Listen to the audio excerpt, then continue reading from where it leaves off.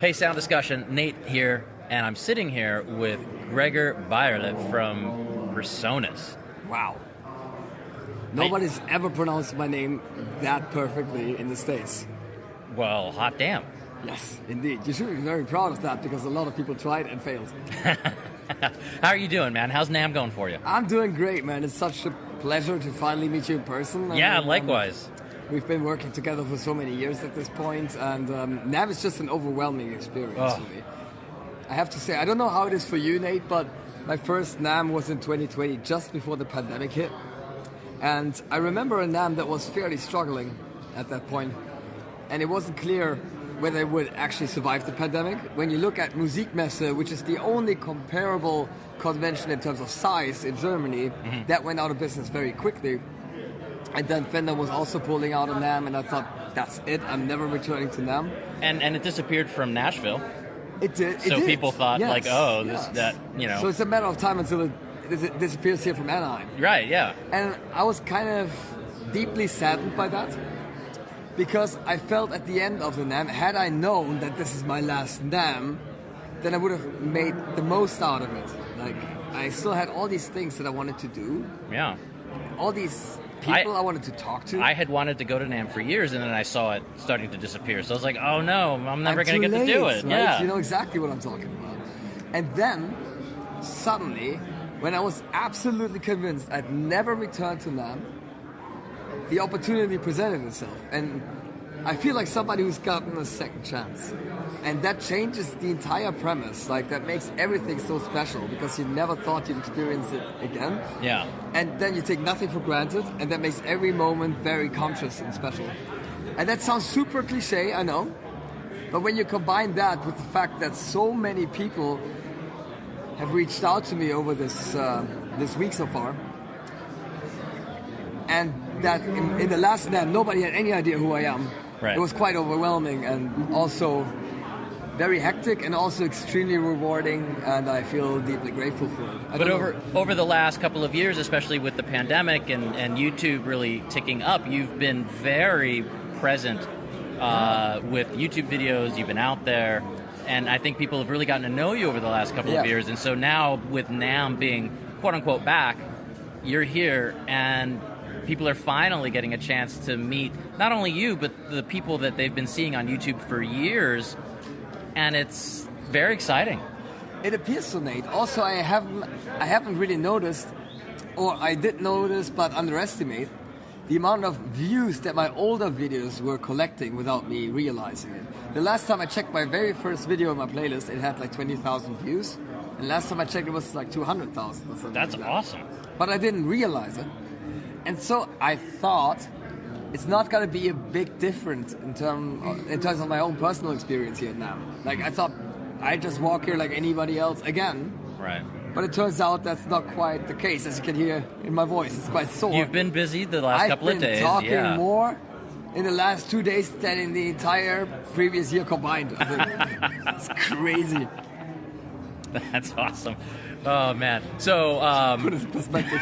yeah, so for the listeners, in case they don't know, I have been working with Gregor over the last couple of years. Just before the pandemic hit, he approached me to do some in-person meetups for the Presonus user groups, and then the pandemic hit. So we only did one live in-person meetup, and then it went online.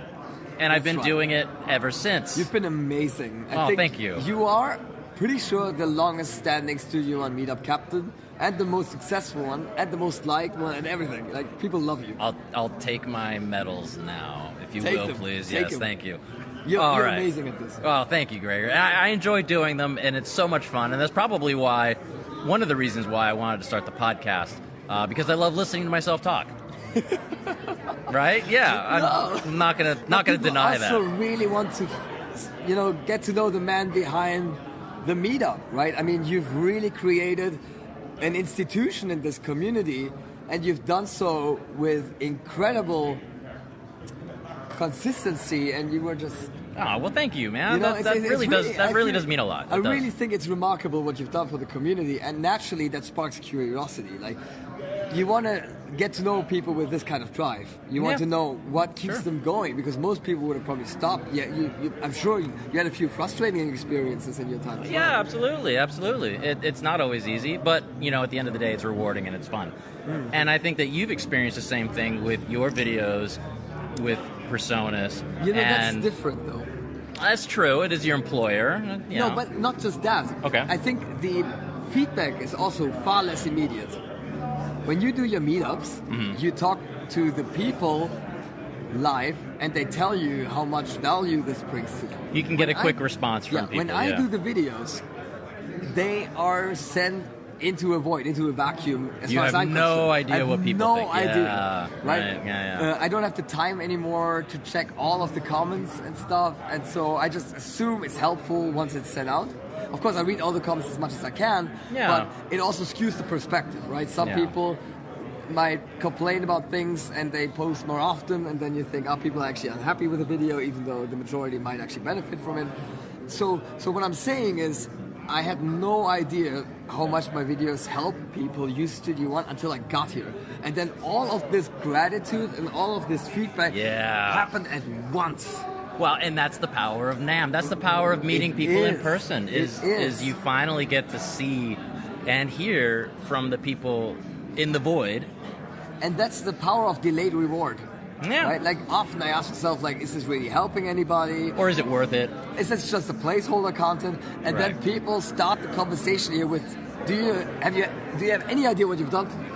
Yeah. That's quite a starter. I've heard that line many times with other content creators. And I've prepared for many things here. I've prepared for criticism, constructive criticism, harsh criticism, compliments, product questions, mostly product questions. Yeah. Nobody prepared me for the emotional encounters that I would have here.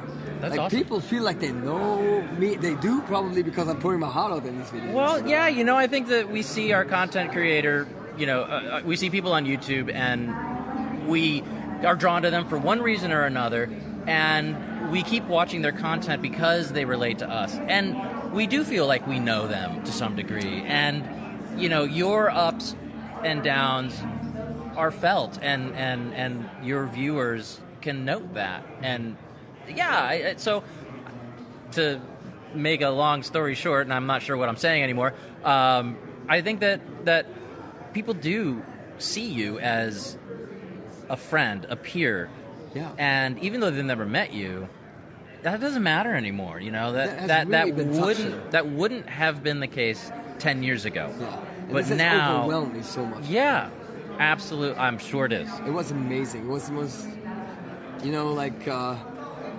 soul nourishing, rewarding thing I've ever felt. That's cool. It was also incredibly overstimulating at times, because people can be very passionate. I'm sure. And they've been waiting to talk to you, so they bring an energy that's hard to match. Yeah, it can probably be like a little much. You're like, whoa. But it's in a beautiful way. Yeah. Really, I'm full of endorphins and gratitude and adrenaline that I didn't know you could feel without any help.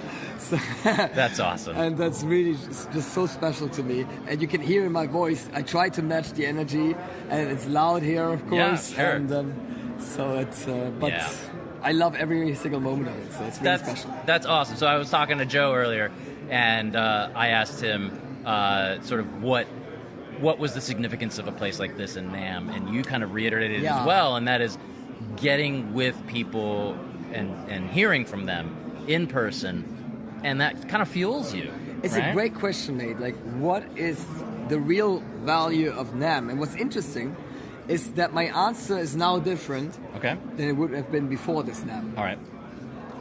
It's much more personal now. Yeah. Right? Before, I thought it's good for a brand, for the exposure, to show presence. I would have had a lot of professional reasons. Sure. Now I have a lot of personal reasons why NAMM is of such great value, because I've rarely felt so motivated and so fulfilled, and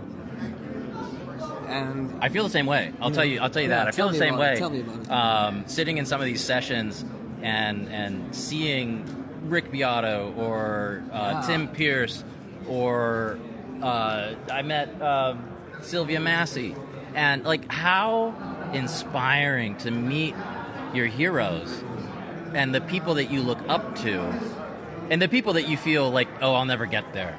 I'll never get there. Yeah. But to see them and to get a chance to talk to them and shake their hand, they're just people. So down to earth. Right? So down to earth, Incredible. so kind. And it lights a fire in my soul, because now I want to go home and make some more music. Yeah. I want to keep pushing forward. There's so many days where I'm like, why am I doing this? You know, why am I investing money in X, Y product? Why am I investing time in these things? No one's going to hear my mixes. No one's going to ... right? Mm-hmm. And it can be really easy to get discouraged and say, Yeah, and cynical. and cynical. And it's so inspiring to see other people, so many people, doing the same thing as you. And also that they don't even do something very different than you. No. It's probably stuff you've been already doing. Right. Well, that's one of the reasons why we started the podcast is you know, me and the other two co-hosts, we were asking a lot of the same questions that other beginners had asked.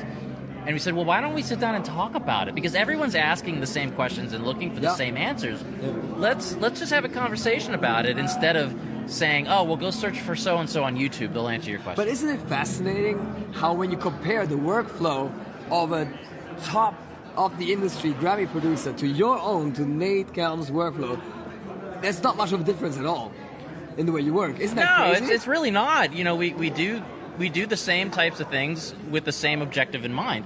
We just have different equipment or you know, a different space. But the strategy doesn't... The strategy is the same. Almost. Isn't that surprising? Yeah. To me, that's very motivating. It's not like you're missing a ton of stuff to get to the same spot. No, there's no magic that I'm missing out on. There's no secrets. That's empowering to me. It is.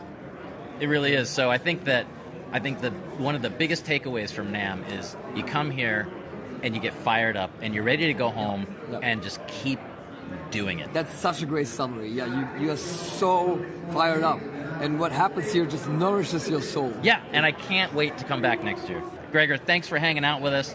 It's been an honor to meet you finally, and an honor to talk to you. You're a champion of the community. I can't thank you enough for everything that you've done for Presonus and the people who are using it. I mean, everybody loves you for a reason, and it's been my pleasure. Cry, man. Really. All right. Well, now we're gonna get a drink. Let's go get a drink. All right.